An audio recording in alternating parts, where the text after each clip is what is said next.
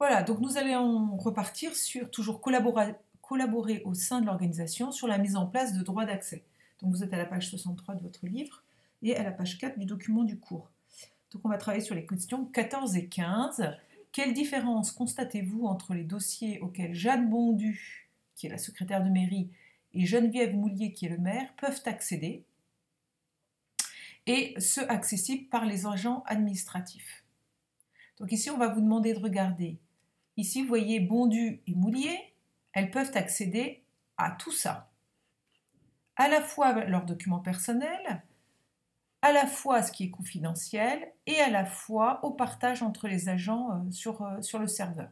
Et ça, c'est le cas pour la secrétaire de mairie et pour la maire. D'accord ? En revanche, vous retournerez sur le document 4 et vous regarderez les agents administratifs. Sur le document 4, eh bien, sur ce document 4, les agents administratifs, regardez, ils ne peuvent avoir accès qu'au partage entre agents et à leur propre dossier. Donc, vous voyez, tout simplement, ils ne peuvent pas avoir accès à tout ce qui est confidentiel. Voilà. La question 15, avec cette nouvelle organisation réseau, où la secrétaire de mairie devrait-elle enregistrer le classeur contenant le budget prévisionnel 2015 ? Juste pour vous dire, évidemment, le budget prévisionnel 2015, c'est tout à fait confidentiel. Donc, vous répondrez à la question sachant cela. Donc, je vous demanderai un petit travail à faire pour un petit peu pratiquer justement un espace collaboratif avec des droits d'accès, d'aller sur notre plateforme collaborative Moodle et puis d'aller déposer dans le dossier sciences de gestion votre application 5 page 38 que nous avons travaillé sur un tableur Excel, vous savez, sur les rémunérations, la masse salariale, nous avions fait un graphique. Je vais vous demander tout simplement de retrouver ce document sur votre propre serveur et puis d'aller le déposer sur un serveur partagé qui est Moodle, cet espace collaboratif dans lequel vous allez pouvoir déposer votre document de façon à ce que je puisse moi-même le récupérer. Voilà. Alors, on va passer maintenant au reste des questions. Ici, il nous restait deux questions, la 16, la 17 et la 18. Alors la question 16, je vous ai reproduit un petit tableau sur votre document de cours. On vous demande tout simplement d'ajouter pour des lignes pour chacun des utilisateurs, Servant, Mangui, Rouet, Bondu et Moulier. Donc vous allez les noter. Et puis ici, vous avez l'ensemble des documents, l'ensemble des dossiers auxquels elles ont accès. Donc vous avez le document confidentiel, le document d'Alicia, le document de France, etc., qui sont inscrits en tête de colonne. Pour chaque personne, en fonction des documents qui sont sur le serveur, vous allez mettre une croix à chaque fois que vous pensez qu'un dossier peut être accessible à l'utilisateur. D'accord ? Donc pour Servant, vous cocherez quels sont les documents auxquels Servant peut accéder. Alors ensuite, à la question 17, tout simplement, vous lirez « Mingui a-t-elle accès lorsqu'elle se connecte sur l'ordinateur de Servant, à quel dossier a-t-elle accès ?» Et la question 18, quels sont les deux avantages principaux qui sont nécessaires à une identification? Donc je vous en ai bien sûr mis en avant deux, la sécurisation et l'accès aux ressources. Et donc, vous développerez un petit peu ces deux actions, sécurisation et accès aux ressources. Voilà. Maintenant, nous allons passer, maintenant que nous avons vu tout le problème de la mise en place des droits, nous allons passer à, toujours dans collaborer, au sein même de l'organisation, vous êtes à la page 64, à un échange d'informations efficace. Alors ici, nous avons un certain nombre de questions, 5 premières questions ici. Vous avez un extrait de discussion entre David Planchois et Alicia Servant, je vous demande de le lire. Et puis vous avez un courriel d'accusé de réception. Et on vous demande de réfléchir en fait sur Alicia Servant qui utilise des courriers électroniques. Pourquoi elle les utilise? Dans quelle situation? Quels sont les avantages par rapport au courrier papier? Quelles sont les limites?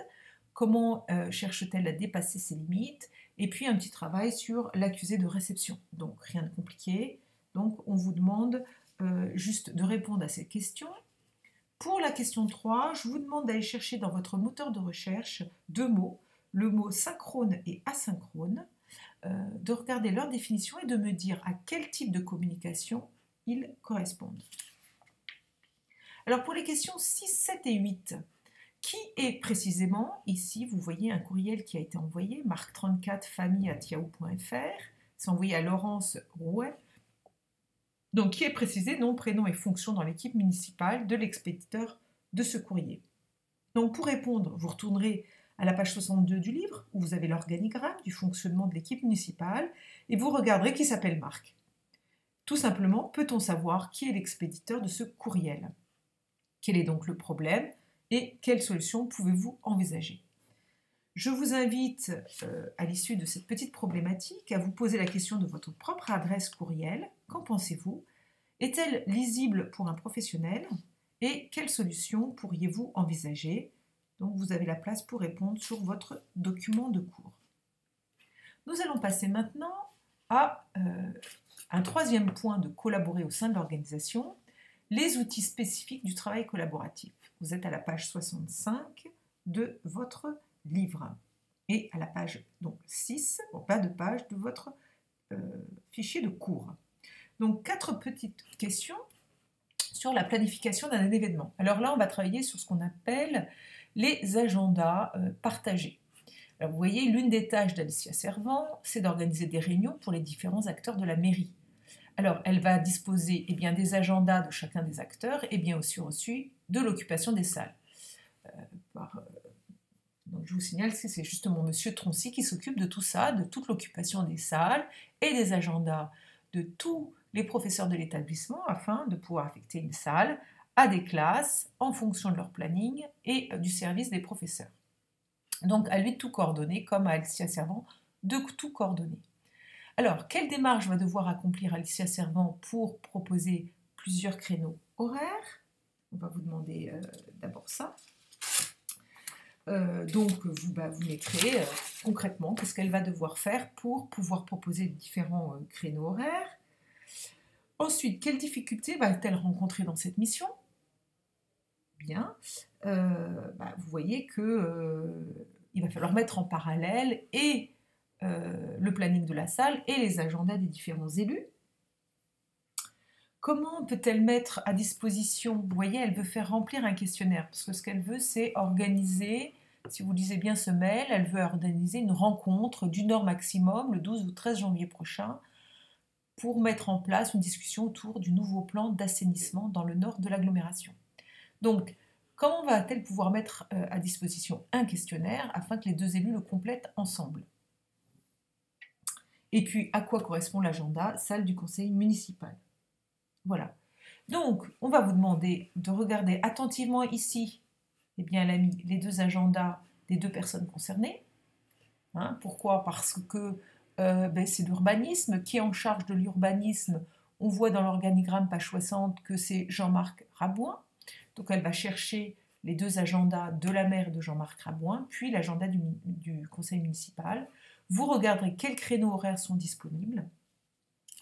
Question 5. Grâce à ce logiciel, pour organiser, vous verrez qu'elle peut voir 2 types de créneaux qui sont disponibles. Ensuite, question 6. Quelles difficultés supplémentaires aurait rencontré Alicia Servant si, bien sûr, si ce n'était pas 2 personnes, mais 6 personnes pour lesquelles il fallait trouver quelque chose de commun. Donc, vous répondrez à ces questions. Voilà. On va rentrer un petit peu dans la fonctionnalité d'un agenda partagé. Alors, qu'est-ce que nous avons ici? Nous avons première question, donc vous êtes à la page 66 de votre livre. Quel agenda Alicia Servant peut-elle visualiser simultanément? Voilà, donc ici vous avez ce que Alicia Servant peut visualiser. Ici, je vous ai mis la flèche, vous regarderez attentivement à la page 66 de votre livre tous les agendas qu'elle peut visualiser. Que permet d'obtenir un clic sur ce bouton? Eh bien, ça permet d'obtenir tout simplement l'ensemble des créneaux qui sont disponibles. Voilà. Quels créneaux sont disponibles pour organiser la réunion? Eh bien, vous allez les trouver là. Et la démarche serait-elle plus compliquée si la réunion concernait évidemment les 6 membres du bureau municipal? Vous trouverez la réponse facilement. Question 11. Quel créneau horaire a été choisi par Alicia Servant? Donc, vous regarderez ici quel créneau horaire elle a choisi. Pourquoi les 3 agendas de la salle sont-ils sectionnés ici pour l'ajout de l'événement? Et quelle est l'explication de l'erreur qui se produit ici? Il y a donc le logiciel fait remonter qu'il y a une erreur, donc Alicia Servant a dû faire une erreur. Quelle erreur s'est produite? Quel avantage tire-t-on ici de l'utilisation d'un agenda partagé? Vous en conclurez évidemment que Alicia Servant, grâce à la planification de cette réunion, eh bien, pourra gérer un bon agenda sans risque d'erreur.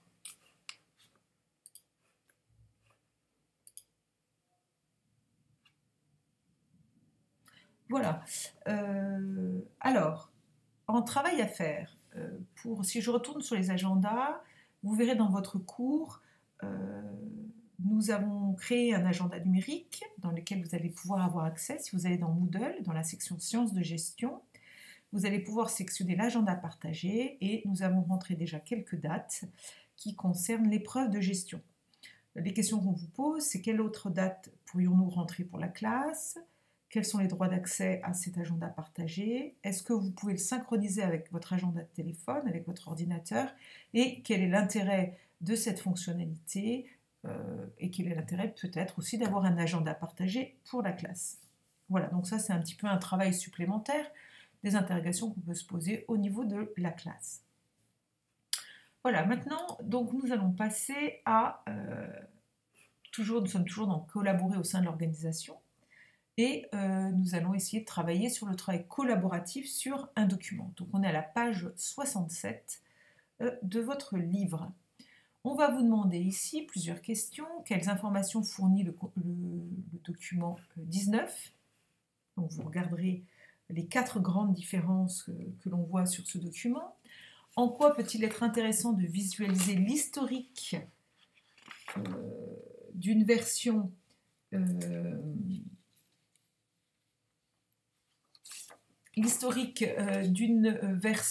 d'un même document? Donc vous voyez ici on a une gestion de documents. Ici il y a 2 dates différentes.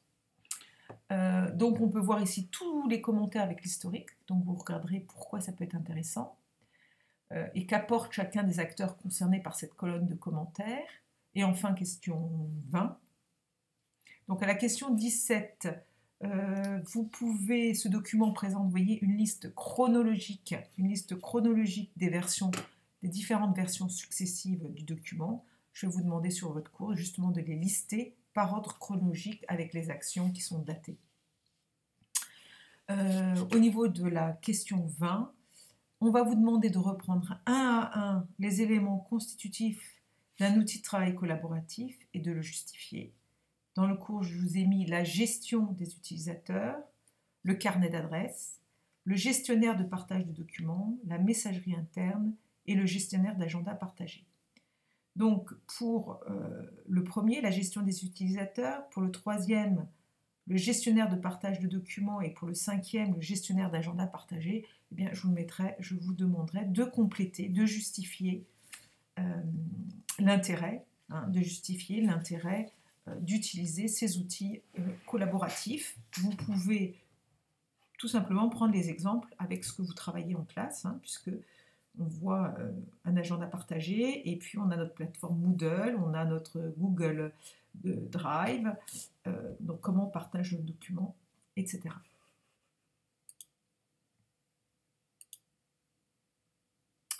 Voilà, donc on a fini cette synthèse de cours, donc cette première grande partie de cours. Je vais vous demander de remplir comme synthèse de cours à la fin de la page 9 les avantages et les inconvénients de la mise en œuvre d'un réseau informatique, d'une messagerie électronique et des outils de travail collaboratifs. Vous voyez, je vous ai déjà préparé le petit tableur. Et puis, pour ceux et celles, nous travaillerons à une synthèse commune. Donc, en fonction de ce que je vais vous assigner, eh bien, si je vous demande de synthétiser la centralisation des informations, eh bien, vous remplirez le Google Doc